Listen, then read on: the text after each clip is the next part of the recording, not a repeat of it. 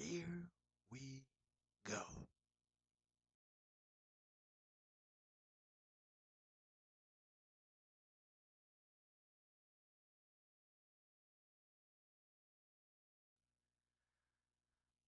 Hello, movie fans. It's time for another review. Suicide Squad. So, Suicide Squad is the movie directed and written by David Ayer. I hope by now you've seen it. I decided not to do a review on the first viewing without spoilers. So, if you haven't already, go over to Rixflix on Facebook. Check out my written review. It's very much straight to the point, no in depth analysis, no spoilers.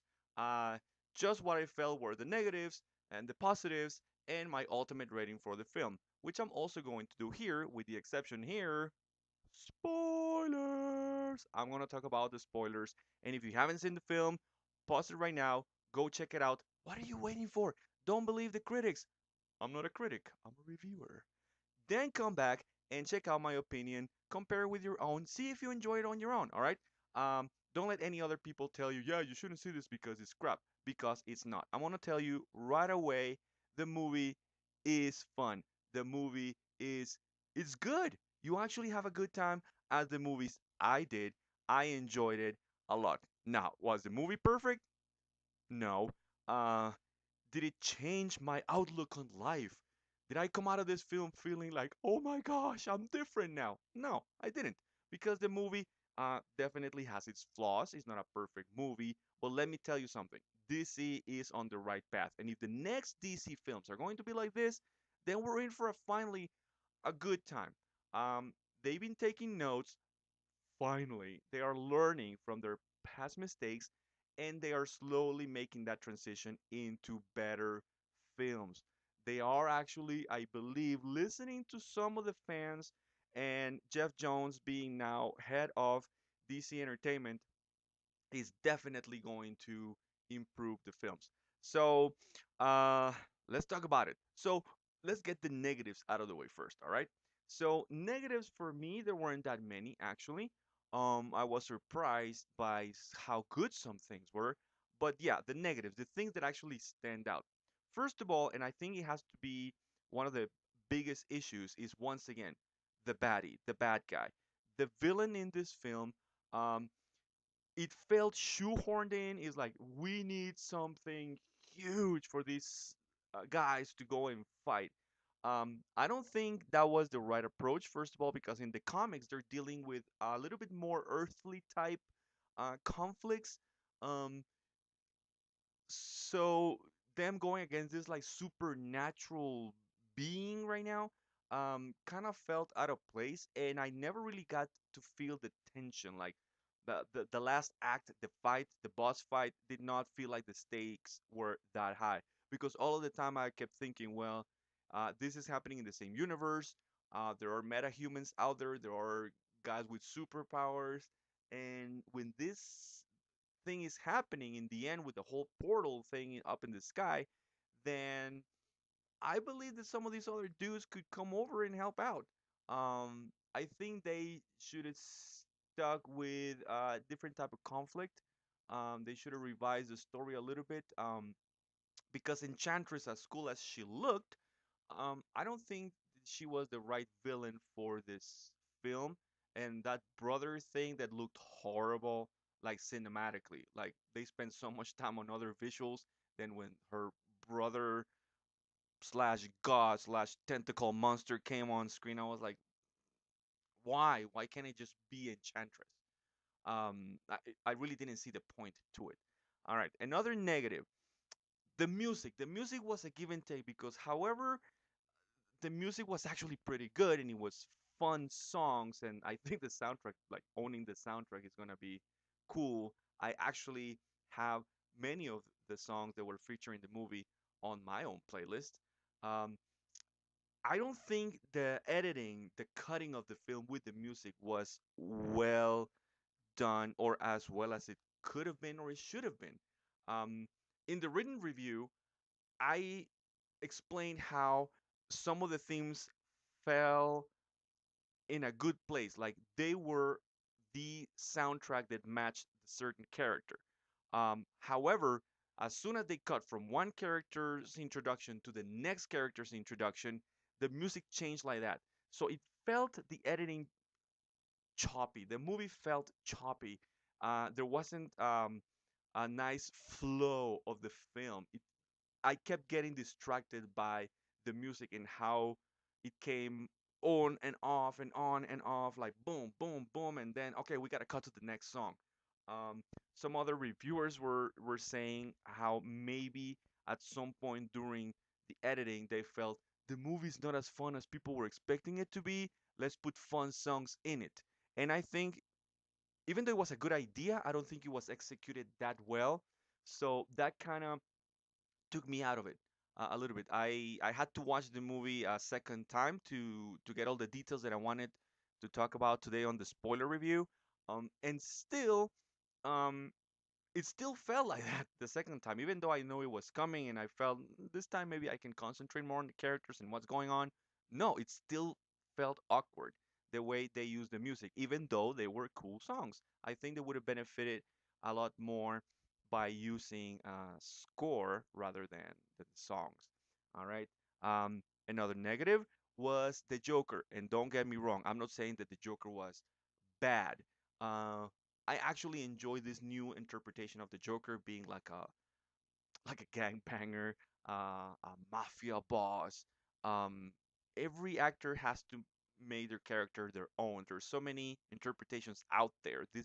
But in people's consciousness, the ones that stick out the more are always the movie versions of the characters because it's what most people are familiar with. But for us, the fans, remember, we grew up not just on the movies, on the Jack Nicholson movies or on the Heath Ledger movies and now Jared Leto's. We also had Cesar Romero from the series back in the 60s with Adam West. We also had, for me, the best Joker, Mark Hamill, in the animated series. But we also had the different interpretations in comics themselves. So I felt that Jared Leto actually did a good job. It was an introduction to the character. He's going to be a little bit more influential, and I believe there's going to be more of him in the Batman films. Um, so for me, the problem with the Joker was he was so little in the movie. The trailers made it look like we were gonna see the Joker as the antagonist, like he is getting in the way of the Suicide Squad completing their mission. Um, so that gave us the idea that what's Harley going to do? Is she going to be like in the middle, like a spy for the Joker inside the Suicide Squad, or is she going to have to choose between the squad and her love? Or no, it wasn't like that at all. Um, but there were very good moments of Jared Leto and the Joker in the film. I actually enjoyed every scene he was in. Uh, you could see that he drew some inspiration from Heath Ledger's version of the Joker at the same time that he's finding his own voice in the character. Especially with so little to do in the movie, it's hard to develop the character, but that's going to happen in later films. So the negative for me was that he wasn't in the movie more. And maybe just nitpicking because I am a fan of the comics and Batman is my number two guy, is how they portray the Joker as being in love with Harley, and that's never really been something that the Joker is all about. But I guess I can roll with it. Um, and let's see how it goes with future films. All right. Um, and I think that's it for the negatives. Ooh, in the written review, I said how there was something that a character, a main important character, did that I felt was out of character. And upon a second viewing, I didn't just confirm this, but I actually found another character who did something that I wasn't very thrilled with. So I'll go with the latter first. So Amanda Waller, we know that she can be manipulative and that she's in charge, that she's a badass, and Viola Davis did a great job. But then there's this scene when she's shooting like all these FBI dudes and the people that were in the room with her because they did not have the clearance, right? They didn't have the clearance to know what was going on in that particular operation, so she shoots them. So probably cinematically or what the producers and the director was going for is like we gotta show how the bad guys are actually not as bad as some of these government officials can be. Like they can be really ruthless because they kept pounding the idea on her heads, like through the Deadshot character, and and we're supposed to be the bad guys. Um, and she shoots her team because they didn't have clearance for this particular type of operation. So what were they doing there in the first place? If they didn't have the clearance, why'd you bring them? Just to shoot them? What's up with that? So I think that wasn't handled very very well. And but the main issue I had with characters being out of character in this movie was Batman himself. Batman does his cameo a few times and he looked great again. Um, but when he's saving Harley Quinn from the river and pulls her out and she's laying on top of the car and he's like feeling her pulse and like, all right, she's alive, but she's out. She's passed out, right? Because she was knocked unconscious and everything. And what does our hero do? He leans in to kiss her. Dude, that's creepy. Why the heck would you do that? Uh, can you imagine if you go to a club or something and you see like a girl that is she's passing out because she's been drinking too much and you can see, oh, guys are gonna try and take advantage of her. I'm gonna be the hero. I'm gonna take her out of here. You take her out and now that nobody is watching, you lean in for a kiss, dude. What the heck? So I felt that was really really bad. Like I don't understand why Batman would do like such a crappy move like that. All right, and then Harley wakes up. Uh, but still, that did not feel right. And remember, guys, even though this movie is not oriented for kids, it's the Batman character. There's something that has to be there. That has to be always positive. Because, come on, even if you say this movie is not for kids, kids are gonna go see the movie. They're gonna buy the DVD copy. They're gonna stream it. They're gonna download it. They're gonna see this, and they're gonna think it's okay to do something like this. Um, and it's not. So, really bad move there by the director in that particular scene. I didn't like. All right, um, that was it. Those were the negatives. Um, Now everything else I loved. Everything else was great. And the transition from the negative to the positive, Jai Courtney, he's been so bad in every movie that he's been, or at least for my taste, that when I was like, he's gonna be Captain Boomerang, I was like, oh, okay. What a pleasant surprise. You can see with the right script, with the right director, with the right conditions, he can be actually good. And I really enjoyed every scene that he was in. Although I don't understand why they needed this.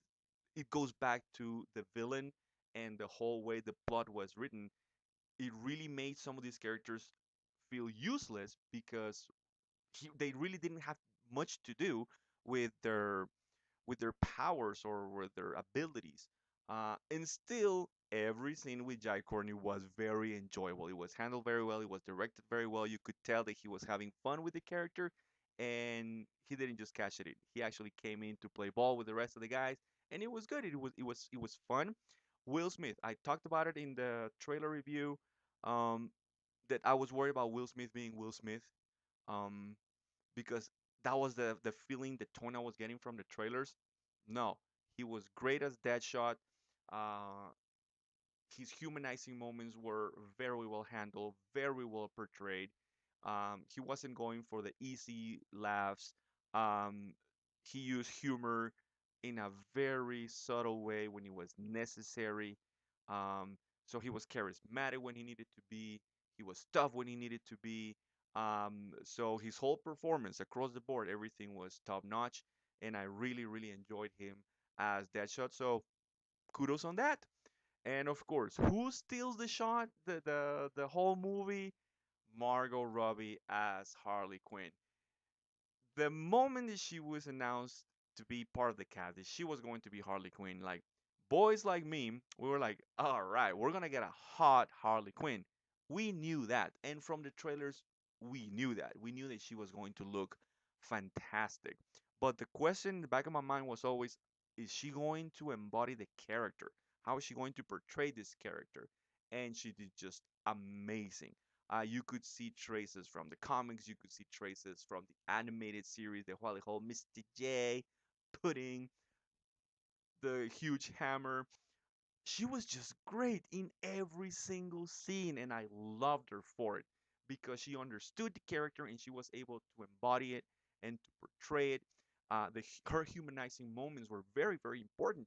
There was this scene I loved when the helicopter's crashed and Joker's supposed to be dead, and she is on top of this car, and you could tell her she's heartbroken because, for her, she lost the love of her life to her.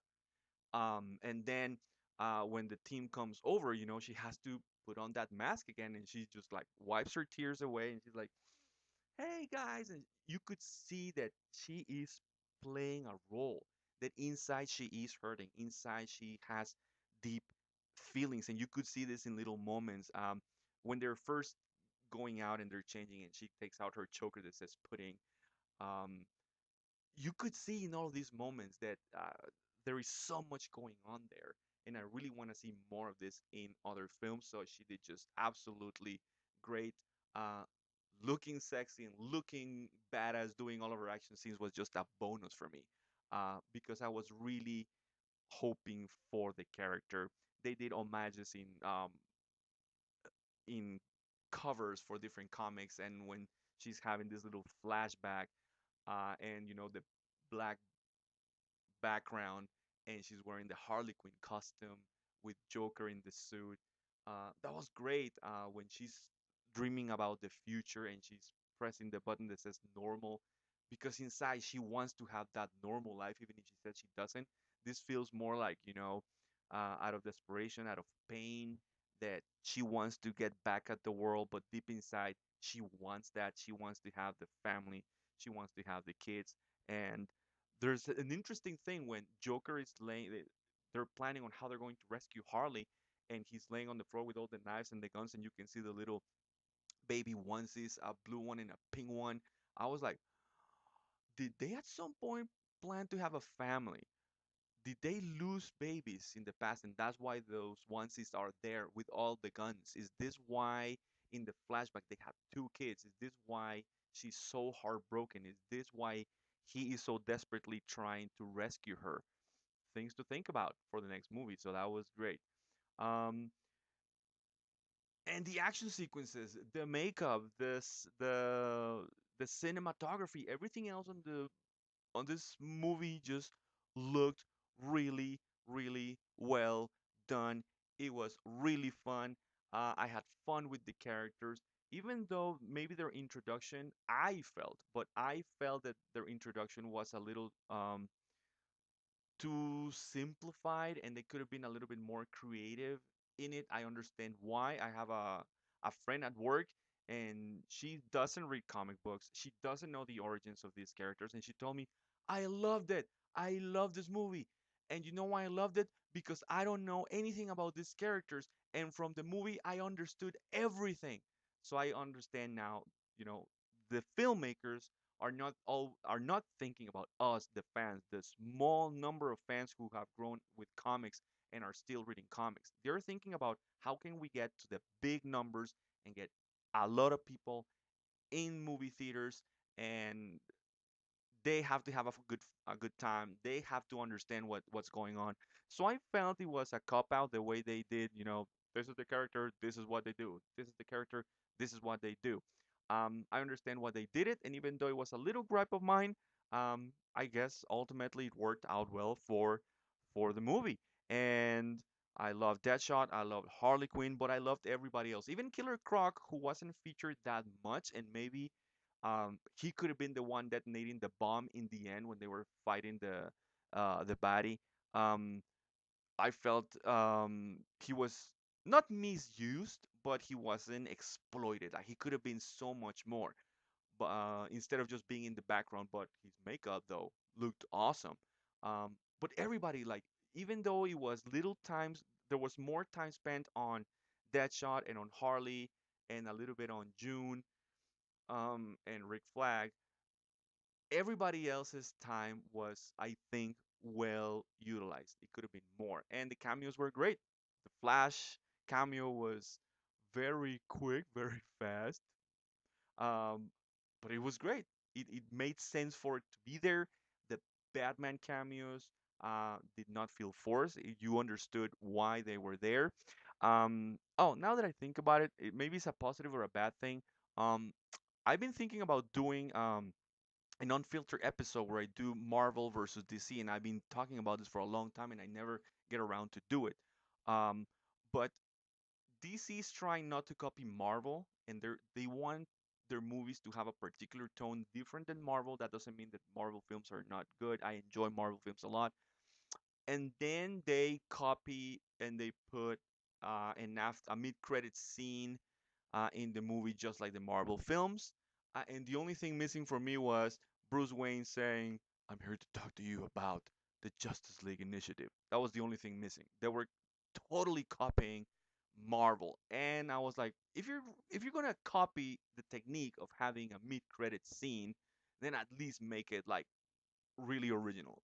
Um, it was meh, it was all right, but it was cool to have something extra to look forward to and to see how they are connecting um, future films. I want to see another Suicide Squad movie.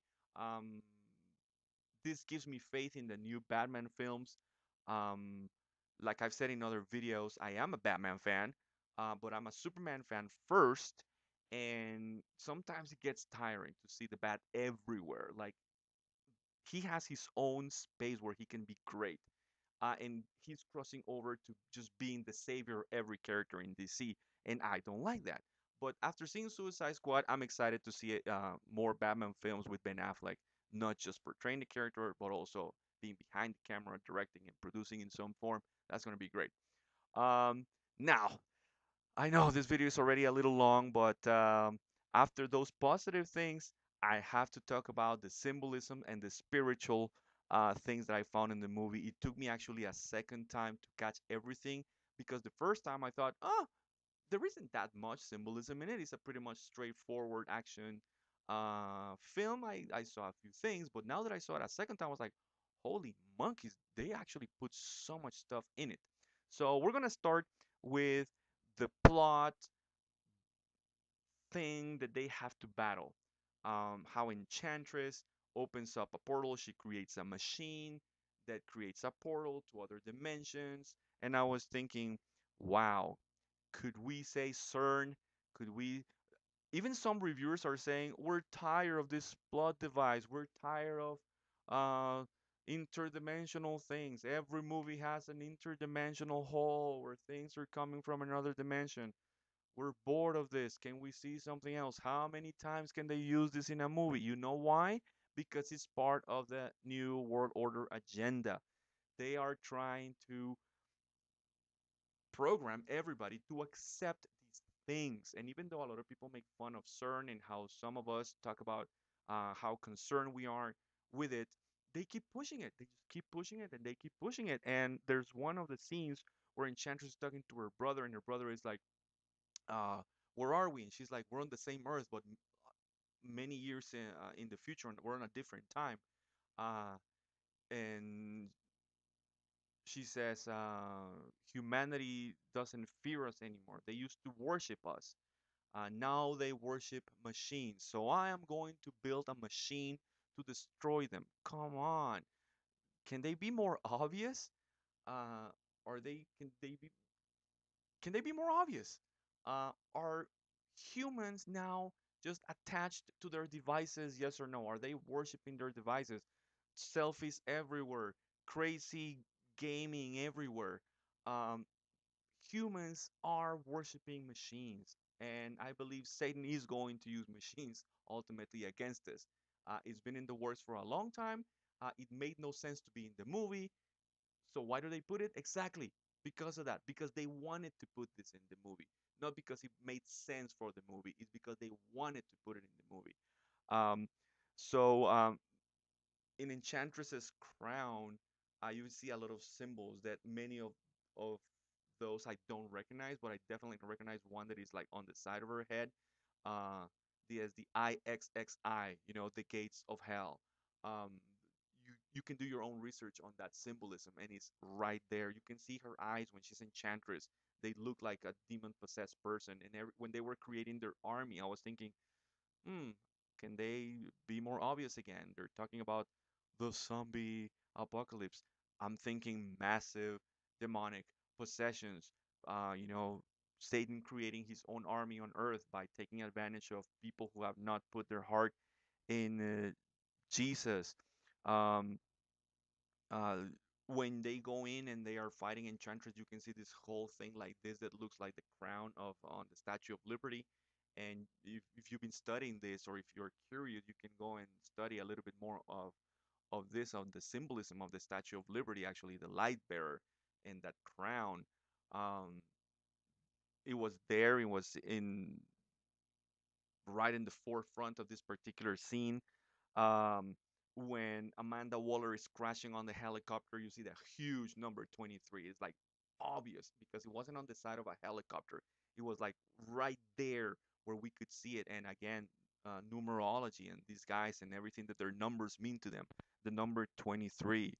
Um, when Harley is bowing down and she's manipulating, she's gonna play a trick on Enchantress, and she's like, "I lost my pudding, but you can bring him back, right?"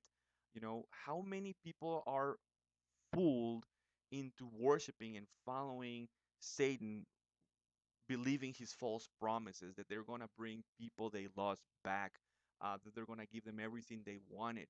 So I thought that was very, very interesting. Um, Harley's blue and red color scheme. We know about the two towers, the Masonic two towers, the red and the blue, the sun and the moon towers. It was there. When Joker has his henchmen come in and do these attacks, and you see the goat head in one of them. I mean, come on, why the heck? If you're gonna go in and shoot a place, you want to have clear vision. I mean, you want to cover your face so people don't recognize who you are. But you gotta be comfortable moving around. You gotta have vision.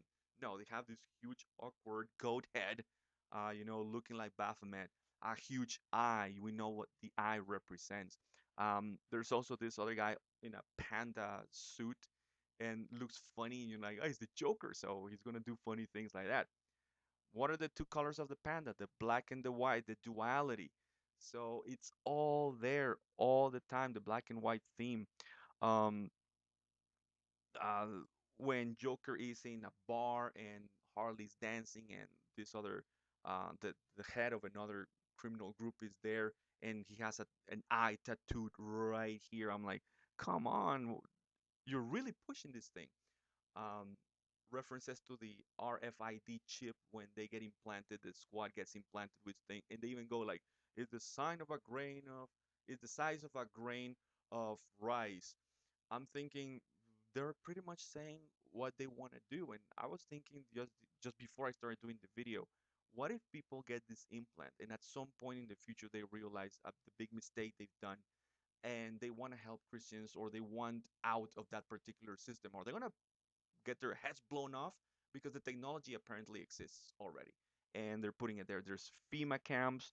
Um, when Rick Flag is doing this, the pep talk to the team, he's being very bland, and Deadshot's character is like, "Dude, that's your pep talk." I was like, "That's the pep talk. You gotta learn." Phil Jackson, he was a master at it, and I love basketball. I know you can see my Michael Jordan posters in the back. Love the Bulls. I love the sport. Of course, Phil Jackson was a big part of the Chicago Bulls dynasty, and they were famous for the triangle offense, how they placed three offensive players on one side of the court, and they moved the ball around. It was a big thing that it wasn't Phil Jackson who came up with it. Just it was his coaches. But that's what they're known for. Even when Phil Jackson moved to the Lakers, he tried to implement the triangle offense there, and it didn't work. And they go like, Phil Jackson triangle offense. It's like any excuse to throw pyramids. The logo of the squad is a pyramid with an X in it. The Xbox, and all the symbolism. There's pyramids everywhere. There's the black and white, the blue and red, the number 23, portals in the sky. Everything feels like propaganda because when it feels out of place, it's because it is out of place, and they're using this movie as an excuse, as a device to throw in this crap and put it in and keep pushing their agenda, trying to program people, predictive programming. So watch out for that. So that's what I'm gonna end with. Again, if you're gonna go see this movie and you want to enjoy it, just as a movie, as a piece of entertainment, um, awesome. Go and enjoy that part. But at the same time, be vigilant, be ready for what's coming. Uh, Question everything, don't just take it. If something feels weird, out of place in a movie, analyze, go and research, see what's that all about. Because unfortunately, that's what the industry is doing right now. They are hijacking all of our beloved properties and using them for their own particular evil agendas. So that part, again, as always, gets 2 thumbs down for that. The movie, however, it gets a thumb up. I had fun with it. I enjoyed it.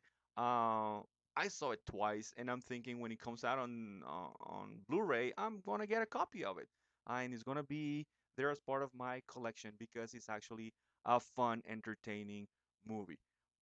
That part. The other part, again, awful as always. And well, hopefully you enjoyed this video. Click like, share, subscribe. Follow me on Facebook at Rixflix, and there's gonna be a nice promotion, a nice little gift for you guys, my subscribers and new subscribers. What are you waiting for, man? Comment, like, share, subscribe, become a subscriber, follow me, and you're gonna have a chance to win a really, really cool prize that I'm gonna talk about on my next video. So until next time, movie fans, I'll see you at the movies.